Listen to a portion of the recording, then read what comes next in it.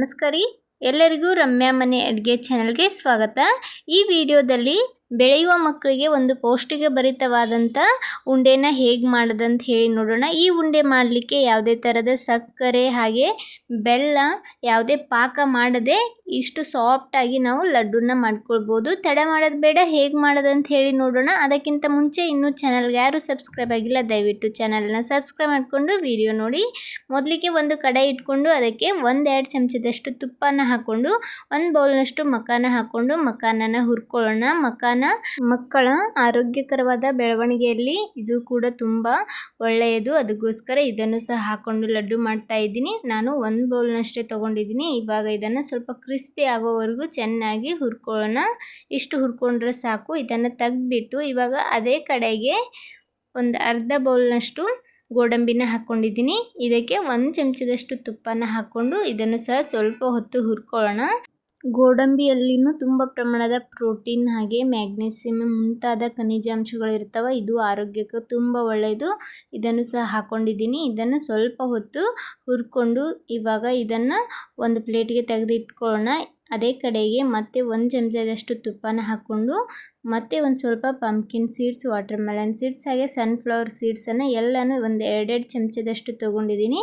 ಅದನ್ನು ಚೆನ್ನಾಗಿ ಸ್ವಲ್ಪ ಹೊತ್ತು ಹುರ್ಕೊಳ್ಳೋಣ। ಇದು ಸ್ವಲ್ಪ ಹುರಿದ ನಂತರ ಅಗಸೆ ಬೀಜ ಬರುತ್ತಲ್ಲ ಅದನ್ನು 1-2 ಚಮಚದಷ್ಟು ಹಾಕ್ತಾ ಇದ್ದೀನಿ। ಇದು ಕೂದಲು ಬೆಳವಣಿಗೆಗೆ ತುಂಬ ಸಹಾಯ ಮಾಡ್ತದೆ, ಅದಕ್ಕೋಸ್ಕರ 1-2 ಚಮಚದಷ್ಟು ಹಾಕ್ಕೊಂಡಿದ್ದೀನಿ। ನಿಮಗೆ ಇಷ್ಟ ಆದರೆ ಹಾಕ್ಕೊಳ್ಳಿ, ಇದನ್ನು ಸ್ಕಿಪ್ ಕೂಡ ಮಾಡ್ಕೊಳ್ಬೋದು। ಇದನ್ನು ಹಾಕ್ಕೊಂಡು ಇದೆಲ್ಲವನ್ನು ಒಂದು ಸ್ವಲ್ಪ ಹೊತ್ತು ಹುರ್ಕೊಳ್ಳೋಣ। ಗ್ಯಾಸನ್ನು ಆದಷ್ಟು ಮೀಡಿಯಂ ಫ್ಲೇಮಲ್ಲಿ ಇಟ್ಕೊಂಡು ಡ್ರೈ ಫ್ರೂಟ್ಸನ್ನು ಹುರ್ಕೊಳ್ಳಿ, ಹೊತ್ತೋದಿಲ್ಲ। ಇವಾಗ ಇದು ಚೆನ್ನಾಗಿ ಹುರಿದಿತ್ತು, ಅದನ್ನು ತೆಗೆದ್ಬಿಟ್ಟು ಅದೇ ಕಡೆಗೆ 1 ಚಮಚದಷ್ಟು ತುಪ್ಪನ ಹಾಕ್ಕೊಂಡು ಒಂದು ಅರ್ಧ ಬೌಲ್ ಆಗುವಷ್ಟು ವಾಲ್ನಟ್ ಹಾಗೆ ಒಂದು ಅರ್ಧ ಬೌಲ್ ಆಗುವಷ್ಟು ಬಾದಾಮಿನ ಹಾಕ್ತಾ ಇದ್ದೀನಿ। ಇದನ್ನು ಸಹ ಹುರ್ಕೊಳ್ಳೋಣ। ವಾಲ್ನಟ್ಟಲ್ಲಿ ಒಮೆಗಾ 3 ಇರೋದ್ರಿಂದ ಮಕ್ಕಳ ಮೆದುಳಿನ ಬೆಳವಣಿಗೆಗೆ ತುಂಬ ಸಹಾಯ ಆಗ್ತದೆ। ಬಾದಾಮಿ ಕೂಡ ಅಷ್ಟೇ ಮಕ್ಕಳ ಬೆಳವಣಿಗೆಗೆ ತುಂಬ ಒಳ್ಳೆಯದು, ಅದಕ್ಕೋಸ್ಕರ ಎಲ್ಲ ಡ್ರೈ ಫ್ರೂಟ್ಸನ್ನು ಹಾಕ್ಕೊಂಡು ಮಾಡ್ಕೊಳ್ಳಿ, ತುಂಬ ಚೆನ್ನಾಗಿರುತ್ತೆ। ಮಕ್ಕಳು ಇಷ್ಟಪಟ್ಟು ತಿಂತಾರೆ, ಅಷ್ಟು ಚೆನ್ನಾಗಿ ಲಾಡುನ ಮಾಡ್ಕೊಳ್ಬೋದು। ಇವಾಗ ಉತ್ತತ್ತಿನ ನಾನು ಬೀಜ ತೆಗೆದು ಈ ಥರ ಕಟ್ ಮಾಡಿಕೊಂಡು ಹಾಕ್ತಾ ಇದ್ದೀನಿ। ಇವಾಗ ಅದಕ್ಕೆ ಒಂದು ಸ್ವಲ್ಪ ತುಪ್ಪನ ಹಾಕ್ಕೊಂಡು ಚೆನ್ನಾಗಿ ಹುರ್ಕೊಳ್ಳೋಣ। ಉತ್ತತ್ತಿ ತುಂಬ ಒಳ್ಳೆಯದು ಆರೋಗ್ಯಕ್ಕೆ, ಹಾಗೆ ಇದು ನ್ಯಾಚುರಲ್ ಸ್ವೀಟ್ ಕೂಡ ಕೊಡುತ್ತೆ, ಅದಕ್ಕೋಸ್ಕರ ಹಾಕ್ತಾ ಇದ್ದೀನಿ। ನಾನಿಲ್ಲಿ ಬೆಲ್ಲ ಸಕ್ಕರೆ ಏನನ್ನು ಹಾಕ್ತಾ ಇಲ್ಲ, ಅದಕ್ಕೋಸ್ಕರ ಇಲ್ಲಿ ಸ್ವೀಟ್ನೆಸ್ಗೋಸ್ಕರ ನಾನು ಒಂದು ಸ್ವಲ್ಪ ಉತ್ತತ್ತಿನ ತಗೊಂಡಿದ್ದೀನಿ। ಇದನ್ನು ಸ್ಕಿಪ್ ಕೂಡ ಮಾಡ್ಬೋದು, ಇದನ್ನು ಹಾಕದೆ ಸಹ ನಾವು ಈ ಡ್ರೈ ಫ್ರೂಟ್ಸ್ ಲಾಡುನ ಮಾಡ್ಕೊಳ್ಬೋದು।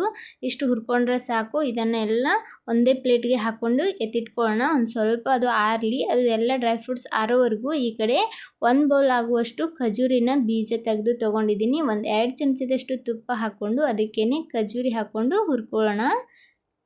ಸ್ವಲ್ಪ ಬಿರುಸಾದ ಖಜೂರಿ ಇದ್ದರೆ ಅದನ್ನು ಒಮ್ಮೆ ಗ್ರೈಂಡ್ ಮಾಡಿಕೊಂಡು ತೊಗೊಂಡು ಹುರ್ಕೊಳ್ಳಿ। ನಾನಿಲ್ಲಿ ಇದು ಸ್ವಲ್ಪ ಸಾಫ್ಟ್ ಆಗಿತ್ತು ಖಜೂರಿ, ಅದಕ್ಕೋಸ್ಕರ ಗ್ರೈಂಡ್ ಮಾಡೋಕ್ಕೆ ಹೋಗಿಲ್ಲ, ಬೀಜ ತೆಗೆದುಬಿಟ್ಟು ಡೈರೆಕ್ಟಾಗಿ ಕಡೆಗೆ ಹಾಕ್ಕೊಂಡು ಇದನ್ನು ನಾನು ಹುರ್ಕೊಳ್ತಾ ಇದ್ದೀನಿ।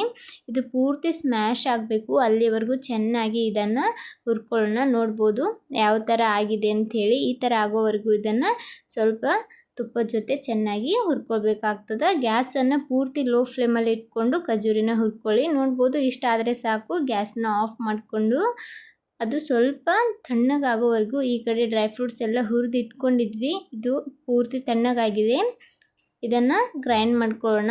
ನಾನಿಲ್ಲಿ 1-2 ಏಲಕ್ಕಿನ ಹಾಕ್ತಾ ಇದ್ದೀನಿ ಫ್ಲೇವರ್ಗೋಸ್ಕರ। ಇವಾಗ ಇದನ್ನು ಪೂರ್ತಿ ಪುಡಿ ಪುಡಿಯಾಗಿ ಮಾಡಿ ಇಟ್ಕೊಳ್ಬೇಕಾಗ್ತದೆ। ಒಂದು ಮಿಕ್ಸರ್ ಜಾರ್ ತಗೊಂಡು ಎಲ್ಲ ಡ್ರೈ ಫ್ರೂಟ್ಸನ್ನು ನೀಟಾಗಿ ಮಿಕ್ಸ್ ಮಾಡಿಕೊಂಡು ಸ್ವಲ್ಪ ಸ್ವಲ್ಪ ಹಾಕ್ಕೊಂಡು ಇದನ್ನು ಗ್ರೈಂಡ್ ಮಾಡಿ ತಗೊಳ್ಳೋಣ। ನೋಡ್ಬೋದು ನಾನು ಎಲ್ಲನೂ ಈ ಥರ ಗ್ರೈಂಡ್ ಮಾಡ್ಕೊಂಡಿದ್ದೀನಿ।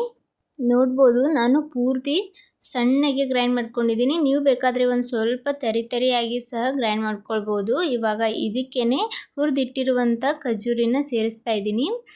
ಖಜೂರಿ ಮುಟ್ಟುವಷ್ಟು ಬಿಸಿ ಇರುವಾಗಲೇ ಇದನ್ನು ಚೆನ್ನಾಗಿ ಇದ್ರ ಜೊತೆ ಮಿಕ್ಸ್ ಮಾಡ್ಕೊಳ್ಳೋಣ। ತುಂಬ ಸುಡ್ತಿದ್ರೆ ಸ್ವಲ್ಪ ಆರಿದ ನಂತರ ಅದನ್ನು ಮಿಕ್ಸ್ ಮಾಡ್ಕೊಳ್ಬೋದು। ನೋಡ್ಬೋದು ಎಲ್ಲ ಚೆನ್ನಾಗಿ ಮಿಕ್ಸ್ ಮಾಡ್ಕೊಂಡಿದ್ದೀನಿ. ಖಜೂರಿ ಎಲ್ಲ ಡ್ರೈ ಫ್ರೂಟ್ಸ್ ಜೊತೆ ಚೆನ್ನಾಗಿ ಬೆರಿಬೇಕು. ಹಾಗೆ ಇದನ್ನು ಚೆನ್ನಾಗಿ ಮಿಕ್ಸ್ ಮಾಡ್ಕೊಳ್ಳಿ. ನಿಮಗೇನಾದರೂ ತುಂಬ ಒಣ ಅನಿಸಿದ್ರೆ ಒಂದು 2-3 ಚಮಚ ಆಗೋಷ್ಟು ತುಪ್ಪನ ಕಾಯಿಸಿ ಸೇರಿಸ್ಕೊಳ್ಬೋದು. ನಾನಿಲ್ಲಿ ತುಪ್ಪನ ಸೇರಿಸ್ಲಕ್ಕೆ ಹೋಗಿಲ್ಲ. ಇದನ್ನು ಚೆನ್ನಾಗಿ ಮಿಕ್ಸ್ ಮಾಡಿಕೊಂಡು ಈ ಥರ ಉಂಡೆಯಾಗಿ ಕಟ್ತಾ ಇದ್ದೀನಿ. ನಿಮಗೆ ಯಾವ ಸೈಜಲ್ಲಿ ಬೇಕು ಆ ಸೈಜಲ್ಲಿ ಉಂಡೆಗಳನ್ನು ಮಾಡಿಟ್ಕೊಳ್ಬೋದು.